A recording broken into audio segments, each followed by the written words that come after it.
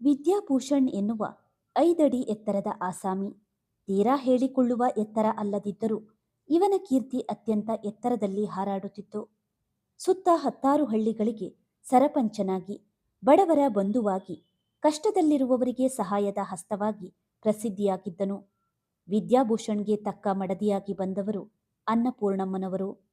ಸಾಕ್ಷಾತ್ ಅನ್ನಪೂರ್ಣೇಶ್ವರಿಯ ಅಪರಾವತಾರ ಎನ್ನುವಷ್ಟು ತಾಯಿ ಹೃದಯ ಹೊಂದಿದ ಅನ್ನಪೂರ್ಣ ಗಂಡನ ಪ್ರತಿಯೊಂದು ಕೆಲಸಕ್ಕೂ ಪ್ರತಿಯೊಂದು ಸಹಾಯಕ್ಕೂ ಹೆಗಲು ಕೊಟ್ಟು, ಜೊತೆಗೆ ಗಂಡನ ಪ್ರತಿಯೊಂದು ಖುಷಿ ದುಃಖಕ್ಕೆ ಜೊತೆಯಾಗುತ್ತಿದ್ದಳು. ಹೀಗೆ ಇವರಿಬ್ಬರ ಸಂಸಾರದಲ್ಲಿ ಖುಷಿಯನ್ನು ಹೆಚ್ಚಿಸಲು ಮುದ್ದಾದ ಮಕ್ಕಳ ಆಗಮನವಾಗಿತ್ತು. ಈಗಂತೂ 4 ಮಕ್ಕಳ ಸುಂದರವಾದ ಕುಟುಂಬ ವಿದ್ಯಾಭೂಷಣದಾಗಿತ್ತು. ಮುದ್ದಾದ 2 ಗಂಡು ಮಕ್ಕಳು, 2 ಹೆಣ್ಣು ಮಕ್ಕಳು. ಖುಷಿಯಾದ ಜೀವನ ಬಂಡಿ ಸಾಗುತ್ತಿರುವಾಗ ಬರೀ ಖುಷಿಯೇ ತುಂಬಿತ್ತು. ಯಾವುದಕ್ಕೂ ಕೊರತೆ ಇರದ ಆ ಸುಂದರವಾದ ಕುಟುಂಬದಲ್ಲಿ ನಗು ತುಂಬಿ ತುಳುಕುತ್ತಿತ್ತು. ಹೀಗೆ ವಿದ್ಯಾಭೂಷಣ್ ಅನ್ನಪೂರ್ಣ ದಂಪತಿಗಳು ಬಡವರ ಸೇವೆ ಮಾಡುತ್ತಾ, ತಮ್ಮ ಸಮಯದ ಸದುಪಯೋಗ ಮಾಡಿಕೊಳ್ಳುತ್ತಾ ಚಂದದ ಜೀವನ ಮಾಡುತ್ತಿದ್ದರು. ಹೀಗೆ ಸಾಗುತ್ತಿರುವಾಗ ದಾಯಾದಿಗಳ ಕೆಟ್ಟ ಕ್ರೂರ ದೃಷ್ಟಿಯು ಈ ಕುಟುಂಬದ ಮೇಲೆ ಬೀಳತೊಡಗಿತು. ವಿದ್ಯಾಭೂಷಣ್ ತಾನು ದುಡಿದು ಗಳಿಸಿದ ಆಸ್ತಿಯನ್ನು ಯಾರಿಗಾದರೂ ಹಂಚಿದರೆ ಈ ದಾಯಾದಿಗಳಿಗೆ ಏನು ಕಷ್ಟವಾಗ್ತಿತ್ತೋ ಗೊತ್ತಿಲ್ಲ. ಬಾರಿ ಬಾರಿ ಅಡ್ಡ ಬರುತ್ತಿದ್ದರೂ ಕೂಡ ತನ್ನ ಅಣ್ಣ ತಮ್ಮಂದಿರಿಗೆ ಬುದ್ಧಿ ಹೇಳಿ ತನ್ನ ಕಾಯಕದಲ್ಲಿ ನಿರತನಾಗಿ ಬಿಡುತ್ತಿದ್ದ. ಆದರೆ ನಾಯಿ ಬಾಲ ಡೊಂಕು ಎನ್ನುವಂತೆ ಆ ದಾಯಾದಿಗಳು ಬುದ್ಧಿ ಕಲಿತುಕೊಳ್ಳುವ ಜಾಯಮಾನದವರಾಗಿರಲಿಲ್ಲ. ಶುದ್ಧ ಮನಸ್ಸಿರದ ಅವರು ಯಾವಾಗಲೂ ಅಡ್ಡದಾರಿಯೇ ಅವರ ಮಂತ್ರವಾಗುತ್ತಿತ್ತು. ತನ್ನ ಮನೆತನದವರೇ ಅಲ್ಲವೇ, ತನ್ನ ಅಪ್ಪನ ಅಣ್ಣ ತಮ್ಮಂದಿರ ಮಕ್ಕಳೇ ತಾನೇ.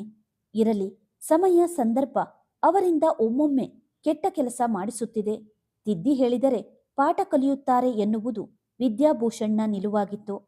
ಆದರೆ ಅವರೆಲ್ಲ ತಮಗಿಂತ ಈತ ಎಲ್ಲದರಲ್ಲಿಯೂ ಮುಂದುವರಿಯುತ್ತಾನೆ, ಜೊತೆಗೆ ಇರುವಷ್ಟು ಆಸ್ತಿಯನ್ನು ಕಂಡವರ ಪಾಲು ಮಾಡುತ್ತಾನೆ ಎಂದು ಹೇಗಾದರೂ ಮಾಡಿ ಆತನನ್ನು ಧರ್ಮದರ್ಶಿ ಸ್ಥಾನದಿಂದ ಕೆಳಗಿಳಿಸಿ, ಹೇಗಾದರೂ ಮಾಡಿ ಆತನ ಆಸ್ತಿಯನ್ನು ಪಡೆದು ಆ ಕುಟುಂಬವನ್ನು ಬೀದಿಗೆ ತರಲು ಹೊಂಚು ಹಾಕುತ್ತಿದ್ದರು. ಈ ಒಂದು ಕೆಟ್ಟ ಕೆಲಸಕ್ಕೆ ವಿದ್ಯಾಭೂಷಣ್ನ ಸ್ವಂತ ತಮ್ಮ ಸಹ ಸಾಥ್ ಕೊಟ್ಟಿದ್ದನು. ಅವನಿಗೆ ಆಸ್ತಿ ಪೂರ್ಣವಾಗಿ ತಾನೇ ಅನುಭವಿಸಬೇಕೆಂಬ ಹೊಲಸು ಆಸೆ ವಿಪರೀತವಾಗಿ ಬೇರೂರಿ ಬಿಟ್ಟಿತ್ತು. ಅಣ್ಣನನ್ನು ಕೊಲೆ ಮಾಡುವ ಮಟ್ಟಕ್ಕಾದರೂ ಇಳಿಯುವಂತಹ ಮನಸ್ಥಿತಿ ಬಂದು ಬಿಟ್ಟಿತ್ತು. ಹೀಗೆ 1-2 ಬಾರಿ ತನ್ನ ಸ್ವಂತ ಒಡಹುಟ್ಟಿದವನ ಕ್ರೂರ ಕೃತ್ಯಗಳನ್ನು ಮಾಡುತ್ತಿದ್ದ ಸಮಯದಲ್ಲಿ ಅಣ್ಣನ ಕೈಯಲ್ಲಿ ಸಾಕ್ಷಿ ಸಮೇತ ಸಿಕ್ಕಿಬಿದ್ದ ಈ ತಮ್ಮ ಏನೇನೋ ಕಾರಣ ಹೇಳಿ ನೆಪ ಒಡ್ಡಿ ತಪ್ಪಿಸಿಕೊಂಡಿದ್ದನು. ಸ್ವತಃ ತನ್ನ ಅಣ್ಣನ ಕೋಣೆಯಲ್ಲಿ ಅತ್ತಿಗೆಯ ಆಭರಣ ಹಾಗೂ ಅಣ್ಣನ ದುಡ್ಡು ಕಳವು ಮಾಡುವಾಗ ಅತ್ತಿಗೆ ಅನ್ನಪೂರ್ಣಾಳ ಕೈಗೆ ಸಿಕ್ಕು ತಪ್ಪಾಯಿತು ಎಂದು ಕಾಲಿಗೆ ಬಿದ್ದು ಬೇಡಿಕೊಂಡಿದ್ದ. ತಾಯಿ ಹೃದಯ ಅಲ್ವಾ, ಮರುಗಿ ಗಂಡನಿಗೆ ಈ ವಿಷಯ ತಿಳಿಸದೆ ಮುಚ್ಚಿ ಹಾಕಿದ್ದಳು. ಆದರೂ ಸಹ ವಿದ್ಯಾಭೂಷಣ್ನ ತಮ್ಮ ಅವಮಾನವಾಯಿತೆಂದು ಕತ್ತಿ ಮಸೆಯುತ್ತಿದ್ದನು. ಹೀಗೆ ಪ್ರಯತ್ನ ಮಾಡುತ್ತಲೇ ಇದ್ದನು.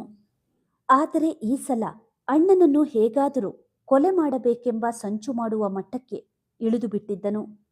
ಆದರೆ ಕೊಲ್ಲಲು ಒಬ್ಬ ಇದ್ದರೆ ಕಾಯಲು ಸಹ ಒಬ್ಬ ಇದ್ದೇ ಇರುತ್ತಾನೆ. ಅಣ್ಣ ಯಾವುದೋ ಕೆಲಸ ಮುಗಿಸಿಕೊಂಡು ತಡರಾತ್ರಿ ಬರುತ್ತಿರುವಾಗ ಸ್ವತಃ ತಮ್ಮನೇ ಬಂದು ಅಣ್ಣನಿಗೆ ಚಾಕುವಿನಿಂದ ಚುಚ್ಚಿ ಕೊಲೆ ಮಾಡಲು ಯತ್ನಿಸಿದನು. ಚಾಕು ಚುಚ್ಚಿ ನಿಂತು ನೋಡಿ ಇನ್ನೇನು ಅವನು ಸಾಯುತ್ತಾನೆ ಎಂದುಕೊಂಡು ತಾನೇ ಕೊಲೆ ಮಾಡಿದ್ದು ಎಂದು ಅಣ್ಣನಿಗೆ ಸೊಕ್ಕಿನಲ್ಲಿ ಹೇಳಿ ಹೊರಟು ಹೋಗಿದ್ದನು. ಇತ್ತ ವಿದ್ಯಾಭೂಷಣ್ ಸಾವು ಬದುಕಿನ ಮಧ್ಯ ಹೋರಾಡುತ್ತಿರುವಾಗ ತಾನು ಮಾಡಿದ ಪುಣ್ಯದ ಕೆಲಸದಿಂದಾಗಿ ಯಾರೋ ಒಬ್ಬರು ಪುಣ್ಯಾತ್ಮರು ಈತನನ್ನು ಆಸ್ಪತ್ರೆಗೆ ಸೇರಿಸಿ ಚಿಕಿತ್ಸೆ ಕೊಡಿಸಿದರು. 1-2 ದಿನ ಬಿಟ್ಟು ಮರಳಿ ಬಂದಾಗ ತಮ್ಮನಿಗೆ ಆಶ್ಚರ್ಯ. ಸತ್ತೇ ಹೋದ ಅಂದುಕೊಂಡರೆ ಮರಳಿ ಬರಲು ಹೇಗೆ ಸಾಧ್ಯ? ಕೊನೆಗೆ ಬುದ್ಧಿ ಕಲಿತ ವಿದ್ಯಾಭೂಷಣ್ ತಮ್ಮನನ್ನು ಕರೆಸಿ ಸರಿಯಾಗಿ ಬುದ್ಧಿ ಹೇಳಿ ಮನೆಯಿಂದ ಆಚೆ ಹಾಕಿದನು. ಎಷ್ಟರ ಮಟ್ಟಿಗೆ ಎಂದರೆ ಇನ್ನು ಮೇಲೆ ಶಾಶ್ವತವಾಗಿ ಆತನ ಪಾಲಿಗೆ ಅವನ ಅಣ್ಣನ ಮನೆಯ ಬಾಗಿಲು ಮುಚ್ಚಿದ ಬಾಗಿಲು ಆಯಿತು. ಹೀಗೆ ಒಮ್ಮೆ ಮನಸ್ಸು ಮುರಿಯಿತೆಂದರೆ ಮುಗಿದೇ ಹೋಯಿತು.